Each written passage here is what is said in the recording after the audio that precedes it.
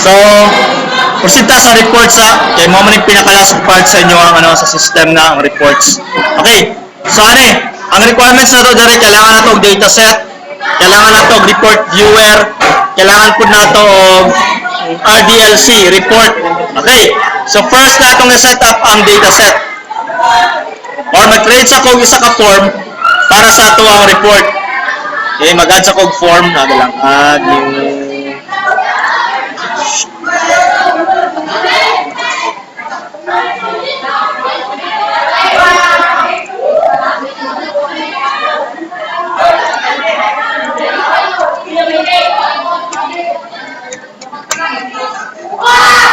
Okay, then dali ko mag-layout. Okay, mag-add ko report viewer dali. Report. Okay, ang report viewer is container ni siya sa inyong report. Mali ang container. So kung wala may report viewer, napay mga other sa ba, pwede magamit sa report viewer. Ay okay lang dili mo gamit og report viewer kung kanang auto print gaga. Bali wala kay design pero naa kay report viewer nga gina-create sa imong code. Pero since kailangan na to og design gyud o kailangan na to og viewer, so kani i-add na to na siya dire. Okay, so by default ang name niya report viewer 1. So dili na ako na siya i-change. Ayay kapariya na yung case ni Sarah ba. Wala yung muguwas. Okay, basig maka-encounter mga dili siya muguwas. Wala yung nagagawas na report viewer. Wala. Di ba? Dapat naman na siya muguwas na design. Kung atong i-drag. Okay, una rin mag-fix na. I-remove na to na siya. Okay, mag-add ka og report viewer under sa ito references. Right-click. Then manage new get packages. Make sure na mo internet connection. Then browse report. Reports. Report viewer.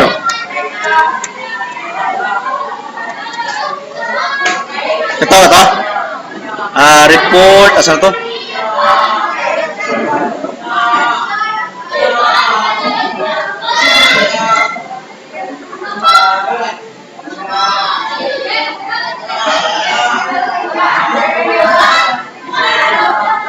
Okay? Wala itong i-add. Dimana ya? Microsoft Reporting Services Report Viewer Control.WinForms. Okay. So, ang iyang latest na version kini 150. Then, i-install nyo na siya. Ang next technique kay i-add na to ang iyang viewer sa to project sa inyong tools. Okay.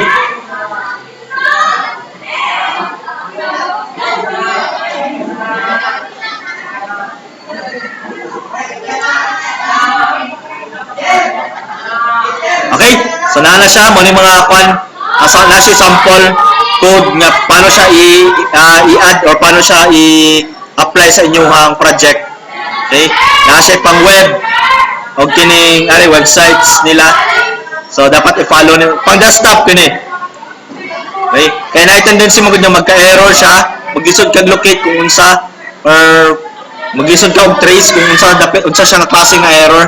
So mo na siya pwede naman siya i-add. Pero, try sa nato nga dito mo gamit, Okay, close ako ni.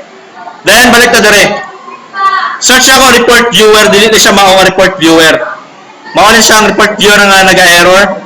Ako na siyang then, mag-add ko og bago. Okay.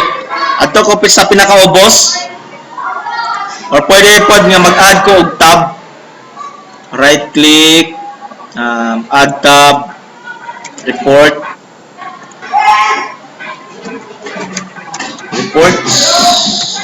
report lang. Then, right click, then choose item. Okay, dahil lang. Kung saan akong location. At ito na sa project, right click, then open folder in file explorer. So, yun ang style kung mag-backup ng project, no? Then, adto ta sa back na gamay. Then, there sa packages. Then, under sa packages na ay kini. Diretso mo dere. Then, library. Okay, kuha na to na yung iyahang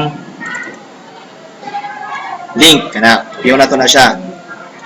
Yung directory. Then next, mag-add ta og tools under sa report tab. Choose item. Then, i-browse na to siya. So, medyo dugan ito, diba? Startup ano niya.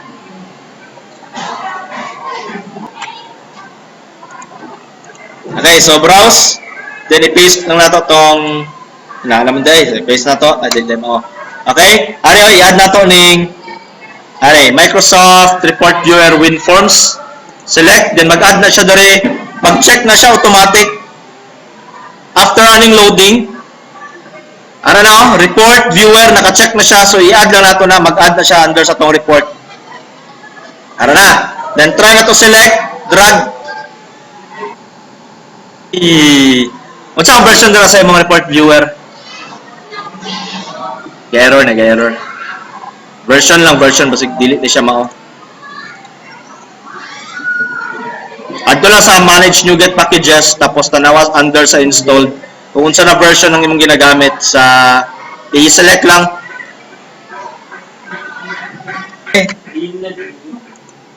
Okay.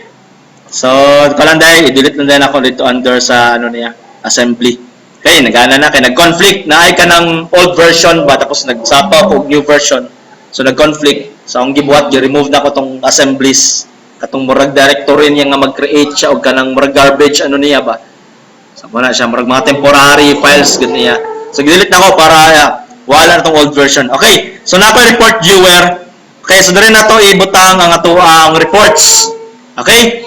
Then para makuha na ko ang data, kailangan ako og button para pag-click sa button ato lang i-retrieve kung unsa tong mga information na gikan sa tong database. Okay, add ko button. So, pwede ta mag-add og filter dira kung gusto ninyo mag-add mo search. For example, katong i-print lang ninyo, katong base lang sa katong gi-filter ninyo. Okay, so pwede mag-add mo text box diri. Pangalanan na ko siya. View. Okay. Then, ang default name niya kay Report Viewer 1. Okay, so dinan ko na siya i-change. Next, since na ako Report Viewer, mag-create na ko og dataset. Okay.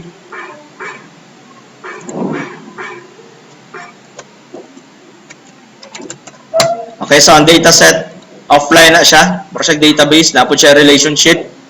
Pwede ka mag-create og schema, pero offline. Okay. So, pwede ka mag-add, biround sa nimo ang imong data na sa database, tsaka nimo siya i-fill dito sa dataset. Then, pwede na ka mag-offline, magtrabaho ka nga naalang sa dataset, para nang imong, di na ka mo-access sa database. Then, pag end of the day, tsaka nimo siya ibalik, automatic, mo-update lang po siya ang database. Okay, dataset. Okay, nagpangalanan ako og DS lang. DS.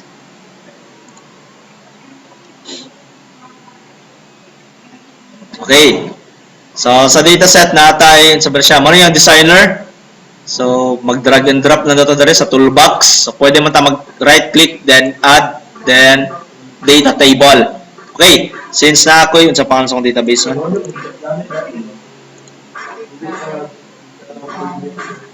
Check sana ako kung sa akong database under sa MySQL. Ang database ako DB sample. Okay.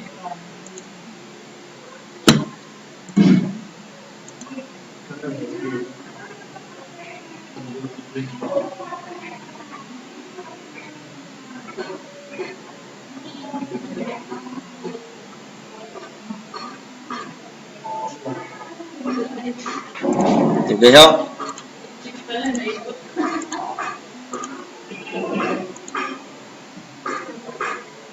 Yay ka. Okay, so mag-create lang ko gano'n ha. Then DB sample.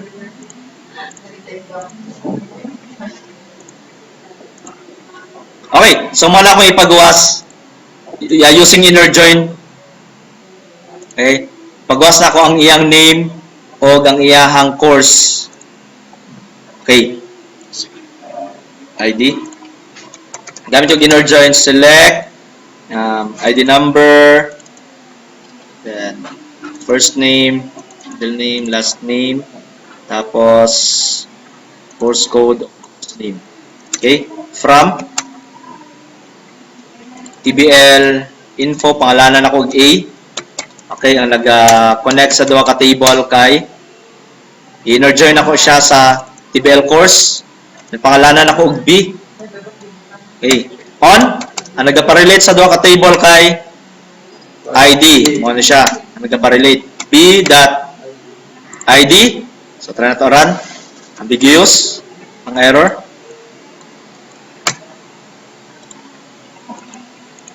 Okay, so ingon niya na pag inana gid ang error, naglisod siya identify kung asa na ID since na duha ka ID sa duha ka table. So i-point na ko siya sa letter A sa TBL info. Kaya to run. Okay, so mo na siya. Ay, wala course code Ay, wala course code. Course na lang. Diretso. Okay. So mo na akong query na gamiton. Kapihon lang na ako. Ay, mao niya ako ang mga fields nga akong gamiton. ID, first name, middle name, last name, of course name. Okay, balik ta sa dataset. Na ako'y 5 ka columns na akong i-add ito. Balik ta sa dataset.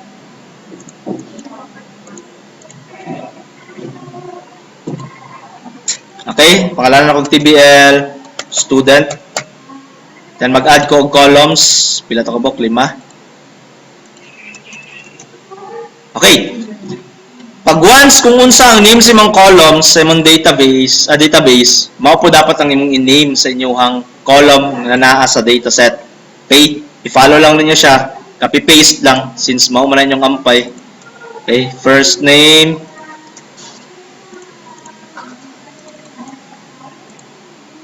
Okay. Si dataset siya ang mag-handle sa data nagikan sa database para ma-retrieve na to siya sa tuwang reports. Okay. Sumuna. Sorry. Ay, gatanaw man dahil magpandi. Ay. Okay. So, nala ko yung dataset. Next, ana na step kay mag-add na ko og reports. Okay. Mag-add ko new folder. Pangalanan na ko og report. Then, add ta og new item. Add. Then, new item. Tapos, search na to ang report.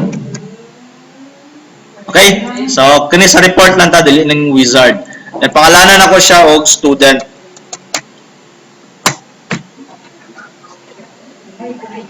Okay, so dali na ta mag-layout. Kung unsa nga to ang i-retrieve since ang akong gusto i-butang dali kay tanan nga students. Okay, so naatay tools under the so na sa left side. Mao na yung available na controls. So man itong pwede magamit lang. Pero usually kana siya tanan. Ano na siya? Dili gid siya pareha sa tools sa Visual Studio sa form no nga dagan kayo kani gamay lang. Pero usually mao ra man kasagaran ginagamit. Okay, kung familiar ka ba lubo mo mogamit og rectangle. Okay, mogamit og rectangle. Okay, pwede pud ta mag-add og header. Insert page header dere. Every time mag next page mo na agi siya header permanente. Okay? Then ako yung rectangle.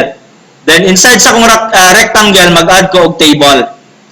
Then mangutana na siya kung unsa na dataset. Nan.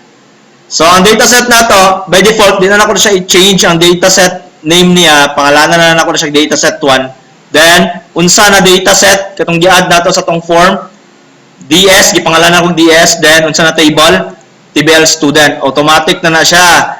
Pag once mag-add ka diri og table, mag-suggest na siya dara og pila to ka column 5, mag-add tag isa, right? Okay, then dara select na lang nato. Inana lang kadali. Okay? So, kung manakuha ang design, inana lang ka simple. Mag-add lang ko og color para ma-identify na column na siya. Okay? Then, i-bold na ko. Then, pwede po the center.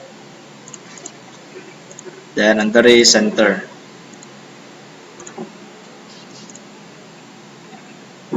Then, vertical niya kay bottom.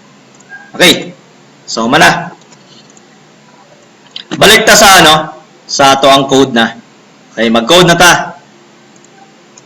Okay, ang code actually naalang sa inyo ang existing nga code niyo dara. Pwede ta mo gamit og refresh kini. Kapihon nato ni ang code. Then mo na tong gamiton diri sa ato ang report. Ay dali lang, napakoy kulang. Kaya na ako'y kulang katong mga ano na ko MySQL import. Connection, wala ko'y connection string. Kapihon sa nako ang connection string kani.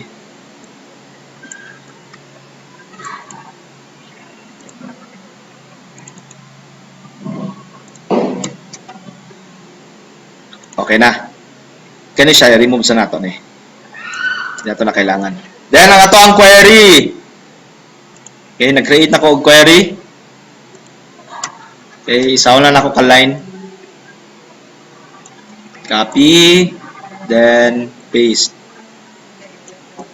Then nag-line ang configuration manager.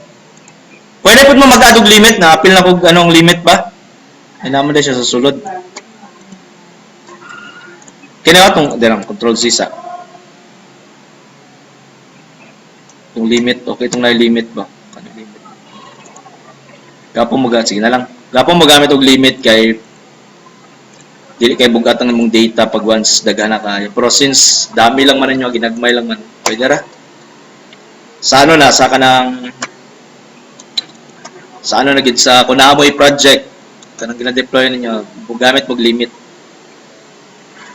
Okay, then after ani, mag-create ang new dataset. DS, equal na to itong DS. Asa to si DS man daw.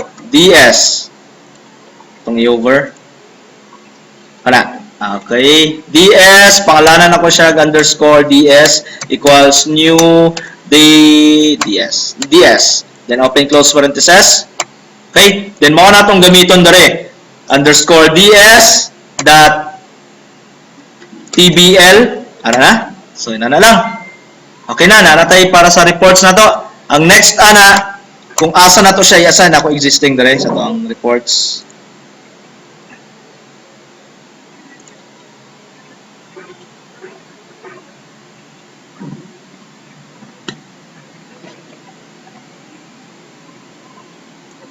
Sa itong mga reports ako dire man.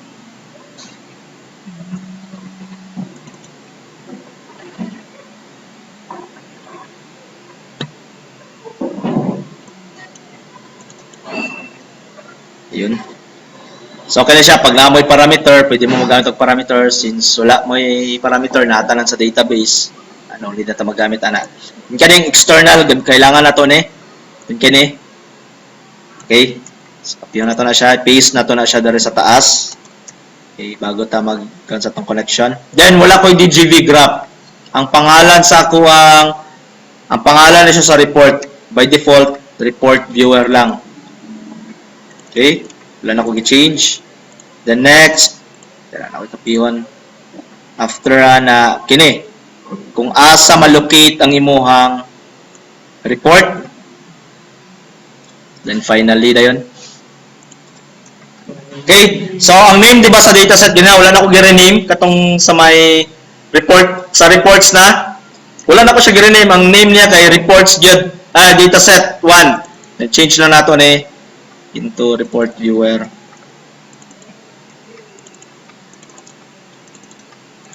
Remove na ko na wala kay parameter. Then again, gamit ko binding. So mag-create ang binding navigator, binding source di binding source, wala itong binding equals new binding source, open close brackets. Okay. Then, pag human, binding, divide na to ang DS, binding.data, source is equals to underscore ds.tbl. So, then. Okay, human na. So, yun na lang kadali. Ang para sa reports. First, naatay nag-create ko og MySQL data adapter, ang name niya kay DA, shortcut. So, data adapter DA. The next, nag-provide ko og query. Okay? Then, after na, connection. Mo na yung format sa MySQL reader. Then, after ato, nigamit kog text since wala tagagamit og stored procedure. Pero katong nagagamit og stored procedure, stored proc ang inyong gamiton dere, i-change niyo na into stored procedure. Then DA.fill. So pasabot ani, pag na siya makita na data, i-fill niya dito sa tuwang dataset TBL student. Then since nanay unod si dataset table student, ipasa na pud nato padto kay binding. Then si kaning bind mo na siya ang mag-bind sa tuwang data from dataset to reports. Okay. Pero ang akong report dili mo na ang pangalan. Okay, inani mag-trace sa mo name sa akong project. Mo na akong namespace sample form project. So sample ang casing pod follow lang form project, then asa din siya nakakuan na siya sa sulod sa report. Kulay S. Then unsa ang name? Copy.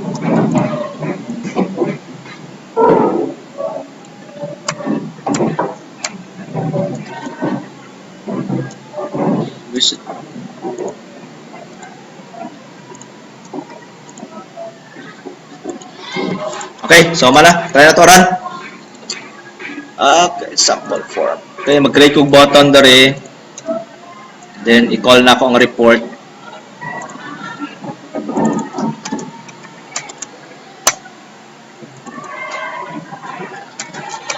Report form RP equals new report form. Then, RP.show. Okay, try to run.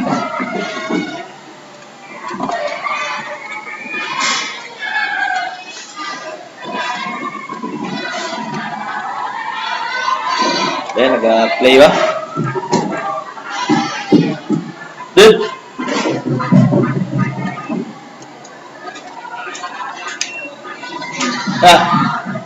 Sobra! Ay, salamat. JS na. Ito tayo. Sa Lunes na? Lunes na? Sa oras? Just try silang try. Oo man. Las 10. Request of Makay. Makay ra? Before. Ugma? Sa buntag? Meron kasi nyo. Labyo ko ilakaw ugma dun. Okay. So, try na to reports. Then, gawas ang form. Then, try na to view kung na-data magawas. May palpak. Okay. So, na. So, inana lang siya kadali. Ingon na ang reports. Katong na yung mga bill, dapat sa inyo auto-print. Auto-print nang dapat sa inyo. Dili siya magawas ang dialog. Pero ani, tsaka pa man siya mag-print. Kung i-print na, ana ko na siya, oh. Pag i-press na ko ning tapos mangita siya kung saan printer. Hassle na siya sa POS na part. Dapat pag-pay, print. So, na ako'y nakita nga nga i-add lang tanga code para di na siya magawas. Dili na nato ni kailangan. Okay? Then, sa baba. Kung gusto niyo na i-filter, for example, mag-search, pwede gyapon na mag-add lang mo og text box diri, oh. Then, search kung unsa to ang murag nagsilbing data grid view ninyo ni siya ba. Pwede naman i-print, pwede pa na ito ma-save sa Excel, PDF, o Word. Pwede na ito siya ma-export. Okay, so muna siyang reports. Muna yung purpose ng report viewer. Siya ang nag-handle sa inyong report na design. Okay, then, kung gusto mo o katong automatic print na ako na-search dere, kini? Na siya print to printer.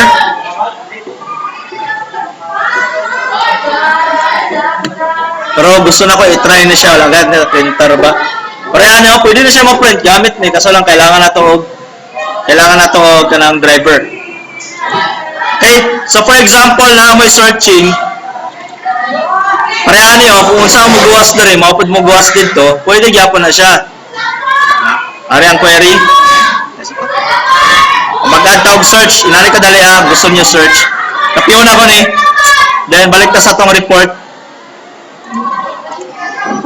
Paste na ko siya dere. Sang name.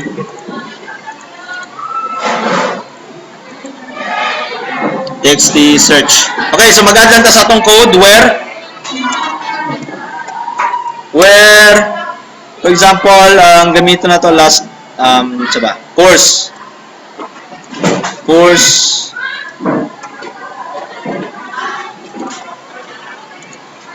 Course is equal to, okay, gamitan tong $sign. Then, open close curly braces para matawag na to ang text box txt search dot. Okay, mana? Na kadali.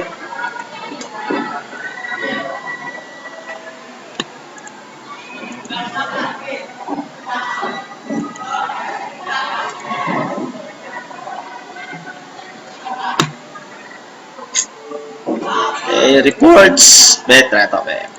Check natin. BSIT.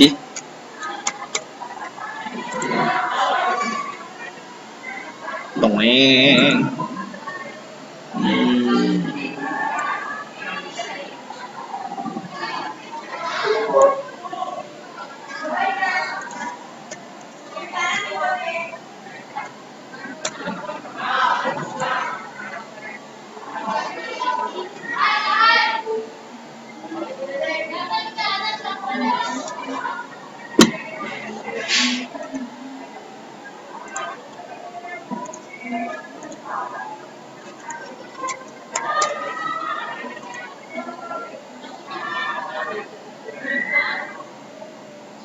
Okay, so tanang BSIT lang ang iyang ipakita. Okay, so inana ako mag-add filter. Okay, so mana. Yataglan ako na sa inyo ang ano,